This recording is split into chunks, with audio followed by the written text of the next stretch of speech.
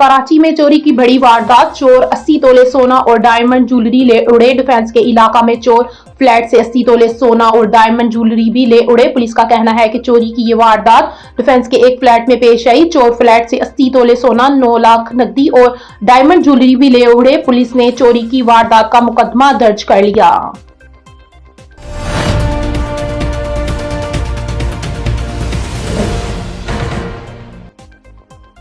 कब्जा माफिया से आवाम की जान छुड़वाकर दम लेंगे उज़्मा बुखारी। वज़ीर इत्तलात पंजाब उज़्मा बुखारी का कहना है कि कब्जा माफिया से आवाम की जान छुड़वाकर दम लेंगे। किसी के खिलाफ ऐलान जंग नहीं, नुक्ता नजर है। तस्वीर का दूसरा रुख बताना हमारा फर्ज है।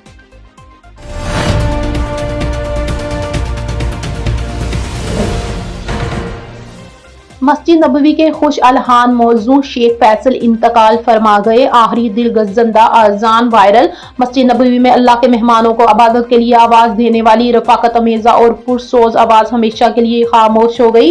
अरब मीडिया के मुताबिक 25 साल से अज़ान देने की सादत हासिल करने वाले शेख फैसल नुमान हालिक हकीकी से जा मिले। इन्हें सन 2000 में बाज़ाब्ता तौर पर मौजू मुकर्रर किया गया था।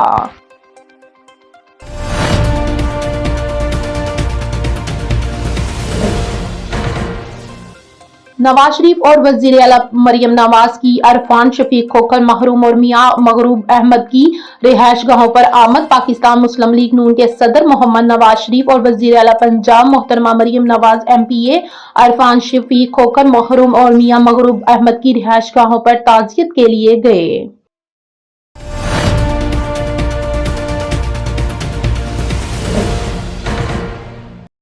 लाहौर में शोहर ने गैरत के नाम पर बीवी को कत्ल कर दिया। फैक्ट्री एरिया में मुबैना तौर पर गैरत के नाम पर शोहर ने बीवी को कत्ल कर दिया। लाहौर पुलिस ने बताया कि मुलजिम साजिद शाह ने फायरिंग करके अपनी बीवी राबिया को कत्ल कर दिया है।